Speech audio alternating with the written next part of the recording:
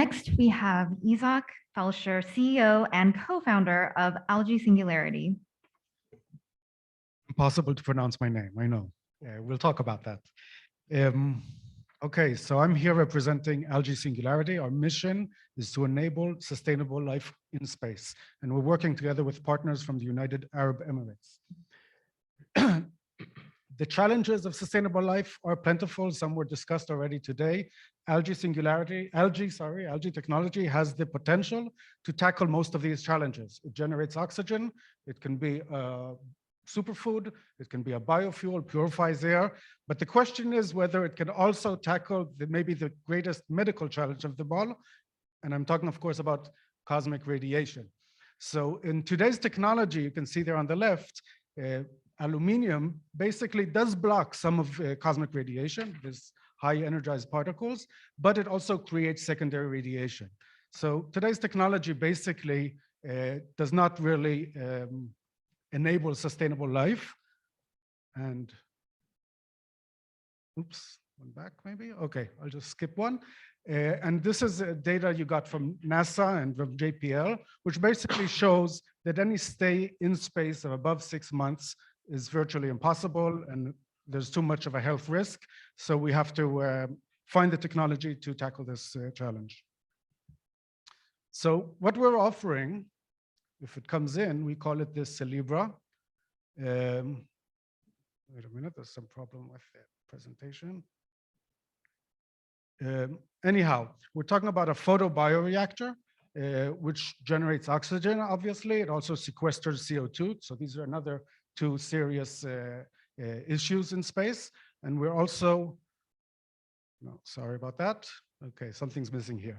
But we're also developing or want to develop a biomaterial out of algae, which will be an extra layer to protect from radiation. It's a modular approach, so it can be together and it can be separated. You see here science fiction. This is a movie just came out last month with photobioreactors. My job is basically to take all of the science fiction and make it into science fact. So we want to start with the biomaterial. We want to develop this biomaterial. And the question is, can this be done? Can biomaterial protect from cosmic radiation? So I'll give you here an example of,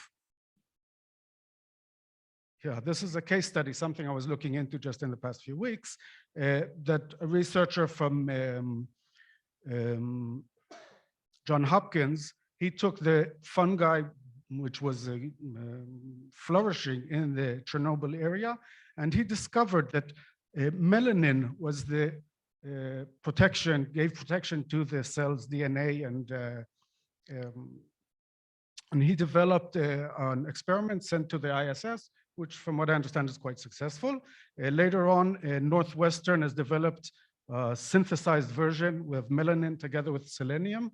And this also is showing very promising results of protection from radiation. So all of this area of biomaterials in space is an untapped, it has untapped potential that we want to tap into. Okay, one thing which might be more difficult than fighting cosmic radiation is pronouncing my name and my co-founder's name. So in Hebrew, it's Yitzchak, which is Isaac for you to make it easy. We have here a strong team, a synergetic team. 3 of us come from the aerospace industry, actually from Israel Aerospace Industries. Maya is a space engineer. Meidad, her husband, by the way, is a system engineer. We have here Yaron and Naama. These are PhD scientists in Israel. Yaron is the leading scientist in algae biotechnology in Israel, head of the Algae Biotechnology Center in Israel. And Naama is a molecular biologist. Netta, by the way, is also joining us, and she's the first and only PhD in space law, and she's joining us. So regarding my co-founder, Professor Avital, he has a 30-year experience here in the United States, and he came back to Israel and established a cancer treatment center. He's a cancer biologist, stem cell expert, and he also had a few startups which he was involved in, medical startups. So regarding the growth potential that we have here, algae has really, it's unbelievable what algae can do. We want to tackle all of these in the future, long term, okay? We're going to focus on the biomaterial at first, but there also is great potential in dietary radiation countermeasures. These are pills that you can take, and of course, superfood and biofuel and so forth. And I'm just nearly finished. On Earth, there's a lot of applications. My co-founder, the MD, is very excited about all the medical applications which are possible. And this is quite important that we are offering a unique partnership in the Middle East. We're rebranding the Middle East.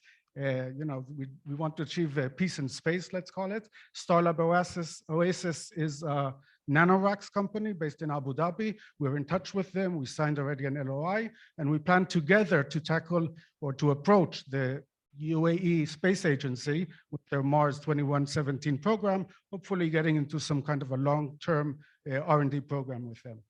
So that's it, and this is our goal, to achieve algae singularity and enable real sustainable life in space. Thank you. Thank you.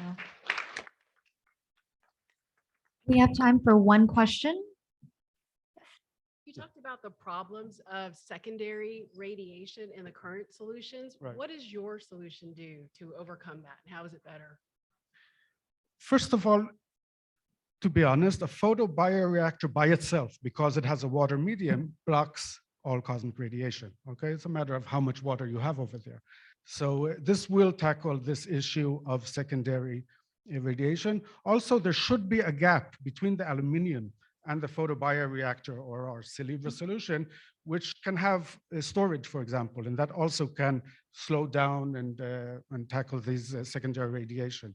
But what we want to do is manage to stop completely all secondary radiation from reaching the crew. Thank you so much. Thank you. תודה רבה.